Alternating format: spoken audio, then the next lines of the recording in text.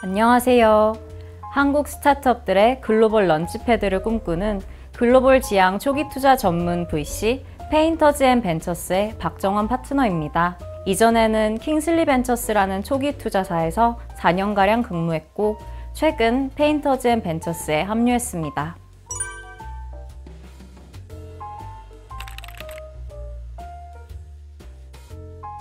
저희 투자 철학을 말씀드리자면 State of the Art, 사전적으로는 최첨단의 비즈니스인지를 가장 중요하게 생각합니다.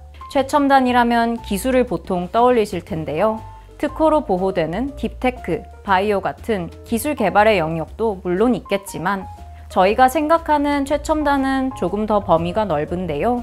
시장에 대해서 우리가 시장 규모를 3천억, 1조 원 같은 숫자로 표현하곤 하지만 사실 설득해야 하는 잠재 고객, 그러니까 사람들로 구성되어 있고 여러 가지 트렌드에 의해 사람들의 생각은 계속 변화하고 있거든요. 저희는 이 거시적 트렌드를 잘 읽고 창의적인 방식으로 이 트렌드를 활용하는 전략을 통해 더 많은 사람들을 설득할 수 있는 비즈니스를 전개하는 창업가를 찾는 투자사입니다.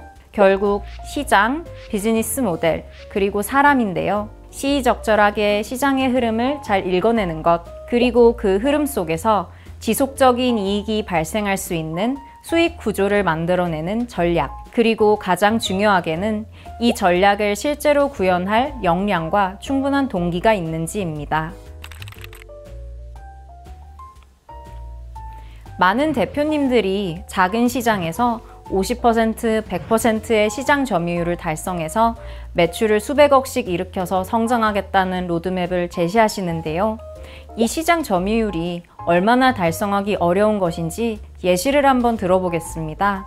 통상 시장 점유율과 인지도는 20에서 100배수 정도의 상관관계를 가집니다. 실제로 회사의 제품이나 서비스 혹은 브랜드를 인지하는 사람들 중 1에서 5% 정도가 실제 구매를 합니다. 통상 0.1%의 시장을 점유하면 시장의 얼리 어답터, 그러니까 새로운 트렌드를 적극적으로 탐색하고 도입할 의지가 있는 상위 5에서 10%의 소비자들이 인지하는 브랜드가 되고 1%를 점유하면 해당 시장에서 20에서 30% 정도의 사람들이 접해본 브랜드가 되고 10%를 점유하면 시장에 있는 거의 모든 참여자들이 아는 회사가 됩니다. 로켓 배송하는 쿠팡을 예로 들자면 쿠팡의 현재 이커머스 시장 점유율이 30% 수준입니다. 전 국민이 다 아는 기업이지만 모두가 쿠팡에서 소비를 하지는 않죠. 300억 원짜리 시장을 100% 점유해서 매출 300억 원을 달성하겠다는 계획은 시장이 작으니까 빨리 점유할 수 있겠다는 관점보다는 점유율 100%를 만드는 난이도가 정말 높을 텐데 라는 생각이 먼저 들게 되는 거죠. 높은 시장 점유율을 만든다는 것은 생각보다 더 어려운 일입니다. 기존 시장에 침투해서, 그러니까 기존 시장의 플레이어들이 하던 사업의 점유율을 뺏어오는 것보다 내 회사의 제품 혹은 서비스에 신규 수요를 창출하여 시장을 개척해 나가는 것이 때로는 빠르게 성장할 때 필요한 이유입니다. 다소 니치한 시장을 타겟하는 것처럼 비춰지지만 저희가 투자했던 사례의 한 곳을 말씀드리고 싶은데요. 한국에서 가장 트렌디한 온오프라인 테니스 플랫폼을 운영하고 있고 더욱 간편하고 즐거운 테니스 문화를 만들어 나가는 스매시입니다. 스매시는 2023년 초에 제가 예전에 근무하던 킹슬리 벤처스에서 첫 투자를 했습니다. 서루영 대표님 처음 뵌 건 2022년 여름쯤이었습니다.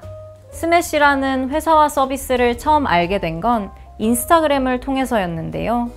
팔로워가 2,000명 정도 되는 계정이었는데 피드를 보니 비전이 명확하고 트렌디한 브랜딩을 잘 하는 팀인 것 같다는 인상을 받았었고 앱을 다운받아 보니 출시한 지 1년이 채 되지 않았음에도 꽤 활성화된 것 같았어요.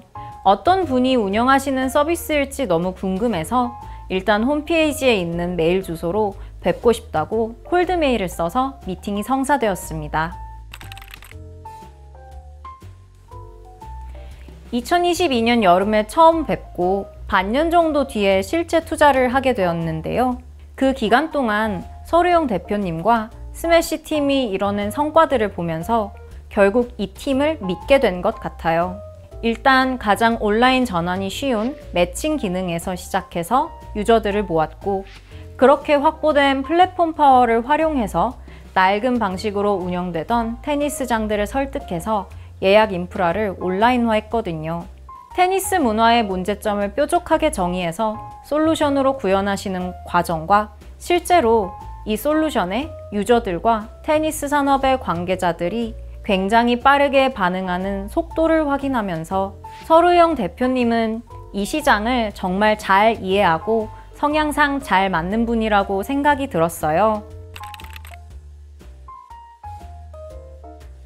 국내 테니스 시장 규모가 한정적인 측면이 있어서 투자 검토에서 고민이 많이 되었던 것은 사실인데요. 골프 시장 규모를 통상 8조 원 정도로 이야기하는데 테니스는 여기에 5% 정도인 3, 4천억 원 내외입니다. 테니스가 코로나 말미쯤부터 트렌드가 되면서 특히 젊은 2030 인구가 많이 유입이 되었지만 객단가가 골프의 10분의 1 수준이거든요. 하지만 테니스 시장은 성장 가능성이 높습니다. 주요 선진국, 유럽 국가나 이웃나라인 일본의 전체 인구 중 테니스를 치는 비율이 3에서 7%인데 한국은 1.5%에 불과해요. 경제 규모가 성장하면서 자연스레 많이 찾게 되는 레저의 한 카테고리인데 한국 테니스는 폐쇄적인 동호회 문화와 인프라 공급의 부족으로 인해서 이 포텐셜이 충분히 실현되지 못한 상황입니다. 이 문제를 풀면 시장이 지금의 3배에서 5배로 커질 수 있고 서루영 대표님과 스매시 팀은 이걸 해낼 전략과 역량이 있다고 믿게 되어서 투자를 집행한 거죠. 스매시는 테니스를 더욱 간편하고 즐겁게 만들자는 비전을 가진 팀인데요.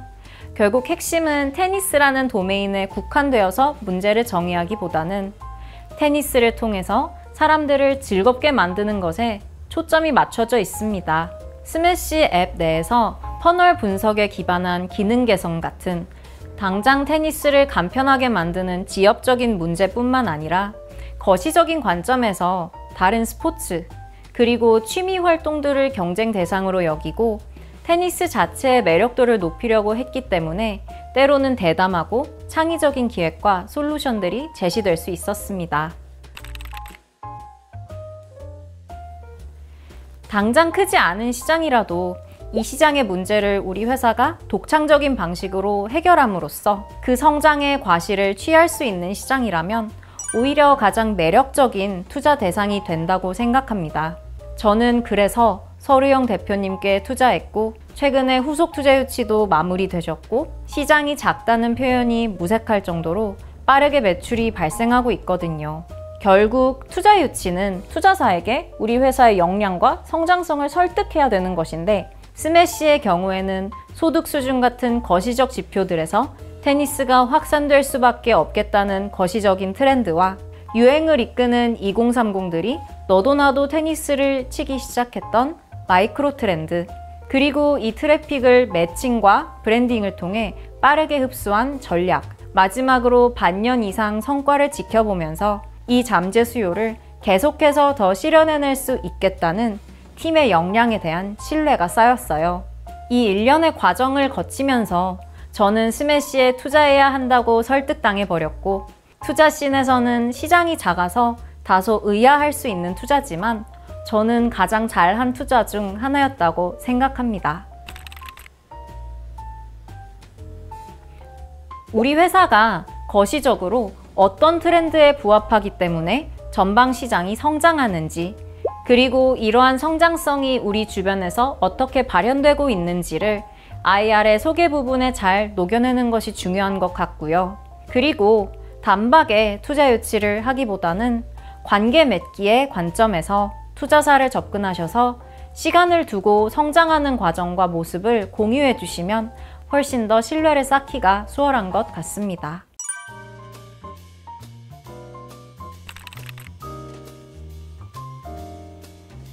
흔히들 수익 모델, 그러니까 수익 구조와 비용 구조를 비즈니스 모델이라고 생각하시는 경우가 많은데, 비즈니스 모델은 수익 모델보다 포괄적인 개념입니다.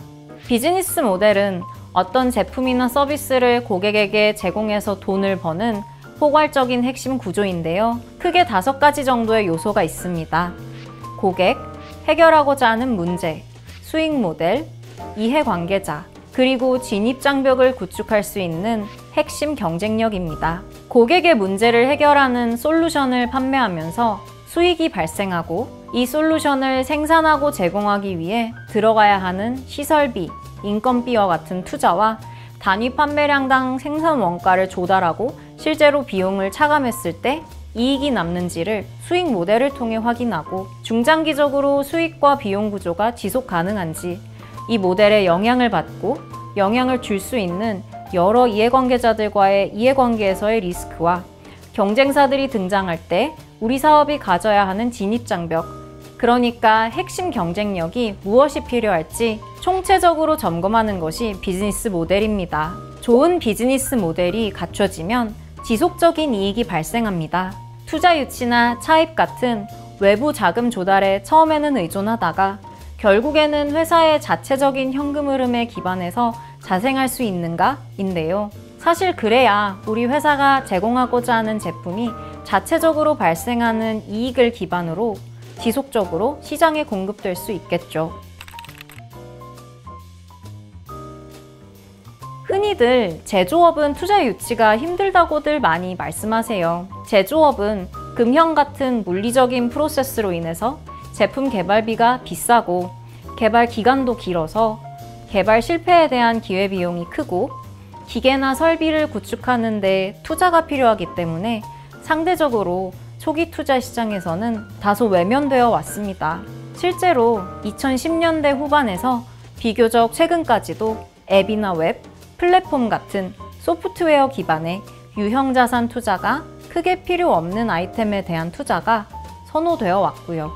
아무래도 투자사들이 투자 검토를 할 때 성공 사례들을 많이 참고하다 보니 그렇게 되는 것 같습니다. 흔히 말하는 기업 가치 1조 원의 유니콘, 10조 원의 데카콘들은 대부분 소프트웨어 회사들이거든요. 투자 검토를 할 때 논리적인 사업 구조만으로는 빠르게 성장이 가능한 모델인지, 실제로 성장하는 과정에서 어떤 리스크들이 존재할지에 대해 예측이 어렵기 때문에 기존의 성공한 사례들과 비슷한 모델을 선호하게 됩니다. 그런데 사실 상장 시장에서 성공한 소프트웨어 회사들이 시작하고 투자받은 시점은 거진 10년 전이거든요. 전반적으로 IT 기술의 발달로 인해 이런 아이템을 창업하는 난이도 자체가 낮아졌기 때문에 그만큼 경쟁도 치열해졌고 솔루션의 세일즈를 위한 마케팅비나 여러 가지 고정비들이 많이 증가한 것 같아요. 외부 여건의 변화로 그때는 성공했을 모델이 지금은 성공할 모델이 아닐 수도 있는 거죠. 과거에 자금 시장의 유동성이 풍부하던 때에는 장기적인 성장 가능성을 꿈꾸게 하는 무형 자산의 가치를 굉장히 높게 평가했는데 자금 시장이 경색된 요즘은 오히려 당장 눈에 보이는 유형 자산이 과거에 비해 가치를 더 잘 인정받게 되는 것 같습니다. 그래서 제조업처럼 유형 자산, 부동산, 시설 투자에 기반하는 물리적인 사업들의 가치가 좀 더 부각되는 시기가 아닌가 생각합니다. 시그널 케어는 2023년 말 데모데이에서 피칭을 보고 비즈니스 모델이 인상적이어서 주최 측에 연결을 요청드렸던 기업입니다. 시그널 케어는 개분, 닭의 변에서 단백질을 추출하고 독성 성분을 제거하는 미생물 발효 기술을 보유한 회사입니다. 원래는 폐기되던 개분에서 단백질을 추출하니 재료 원가가 거의 없어서 압도적인 원가 경쟁력을 가지고 있고 독성 성분을 친환경적이게 깨끗하게 제거하는 발효 기술을 보유하고 있어서 이 기술이 진입장벽으로 작용할 수 있을 것이라고 생각이 들었습니다. 양동석 대표님과 첫 미팅을 하고 3, 4개월 정도 팔로우업을 하다가 투자를 집행하게 되었습니다. 사실 버려지는 잔재물이나 재료들을 업사이클링해서 식용으로 판매하는 사업은 굉장히 많습니다. 식감, 기호성이나 독성 때문에 기본적으로 업사이클링에는 여러 가지 기술력과 최적화를 위한 테스트가 필요한데요. 일반 소비자들을 대상으로 하는 푸드 업사이클링 사업은 참 난이도가 높은 것 같습니다. 사람은 미각과 기호성이 엄청 발달해 있어서 재료가 어떠한 것이든 기본적으로 맛있는 걸 가장 좋아합니다. 그리고 환경적 가치에 공감하는 소비자들도 있지만 보편적으로는 버려지는 재료보다는 신선한 재료로 만든 음식을 선호할 수밖에 없는 것 같습니다. 그렇기 때문에 업사이클링 기반으로 최종적으로 수백억, 수천억의 매출을 발생시킬 수 있을 정도의 상품성을 갖추기가 쉽지 않은 것 같습니다. 시그널 케어는 그래서 사람이 아닌 돼지나 새우 같은 산업동물을 대상으로 하는 사료 내의 단백질 첨가제를 만듭니다. 동물은 기호성이 사람보다 덜 까다롭고 특히 산업동물은 사료비를 절감해서 원가 경쟁력을 갖추는 것이 중요합니다. 저렴한 원가가 가장 잘 소구되는 시장인 거죠. 압도적인 원가 경쟁력이 큰 매력 포인트는 맞지만 산업동물 시장이라는 원가 경쟁력이 가장 잘 소구되는 시장과 고객을 찾은 것이 사실 더 중요한 매력 포인트였던 것 같습니다. 실제로 투자 유치 당시에 수십억 원 규모의 발주서가 이미 있는 상황이었고 공장 증설을 통해 생산을 하면 즉시 이익 실현이 가능한 상황이었습니다. 그런데 이런 1차 산업류의 제품들은 국내에서 유통이 어렵습니다.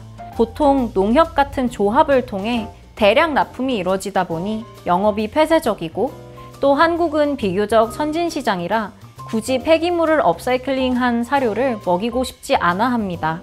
그래서 시그널 케어는 인도네시아, 필리핀 같은 원가 경쟁력을 가장 중시하는 해외 시장으로 영업 방향성을 바꿨습니다. 이해관계가 덜 복잡한 시장이기 때문에 제품에 대한 수요를 발견했을 때 실제로 납품하는 것이 오히려 쉽습니다. 결국 비즈니스 모델의 측면에서 고객, 수익 모델, 그리고 이해관계자와 같이 포괄적인 요소들이 모두 충족되었기 때문에 자연스럽게 투자로 이어졌던 것 같습니다. 물론 맞는데요. 그것만으로 투자가 된 것은 물론 아닙니다. 몇 가지 비하인드를 얘기해보자면 시그널 케어는 원래 펫푸드 제조 사업을 했기 때문에 공장을 보유하고 있었어요. 이 시설을 활용해서 사료 첨가제를 개발해서 초기 개발비를 절감할 수 있었고 게다가 생산 관련된 여러 가지 시설 인증들이 이미 갖춰진 상황이었기 때문에 연구개발 결과물을 더 빠르게 판매할 수 있었습니다. 그리고 오랜 종돈 사업 경험을 보유하고 있으셨거든요. 창업자와 아이템이 잘 맞고 생산이나 운영, 영업 등 여러 측면에서 노하우가 많으신 만큼 시행착오를 줄이면서 빠르게 성장할 수 있을 것이라고 생각하게 되었던 것 같습니다. 실제로 시그널 케어는 작년에도 올해도 흑자이고 매출 규모가 작지 않음에도 전년 대비 3배 이상 빠르게 성장하고 있기 때문에 기억에 남는 투자입니다. 앞서 비즈니스 모델이 어떤 제품이나 서비스를 고객에게 제공해서 돈을 버는 포괄적인 구조라고 설명을 드렸었는데 고객이나 수익 모델에 대해서는 어렵지 않게 설명하면서도 이해관계자와 진입장벽 부분에서 어려움을 겪으시는 분들이 많은 것 같습니다. 사실 이 포괄적이라는 게 되게 주관적인 개념이거든요. 예를 들자면 투자사가 보기에는 규제 리스크가 있을 것 같은데 창업자가 생각하기에는 아닌 것 같을 수도 있고요. 결국 투자사들을 많이 만나보시면서 투자 시장에서는 우리 사업의 어떠한 점들에 대한 보편적인 우려가 있는지 파악하시고 이러한 지점들이 충분히 고려된 비즈니스라고 설명할 수 있어야 커뮤니케이션이 수월해지는 것 같습니다. 감사합니다. 바뀌지 않는 회사의 핵심 자산인 대표자를 가장 중요하게 생각해야만 하고 사업 계획의 여러 면면을 통해 대표자의 역량을 간접적으로 평가한다고 생각하시면 되겠습니다.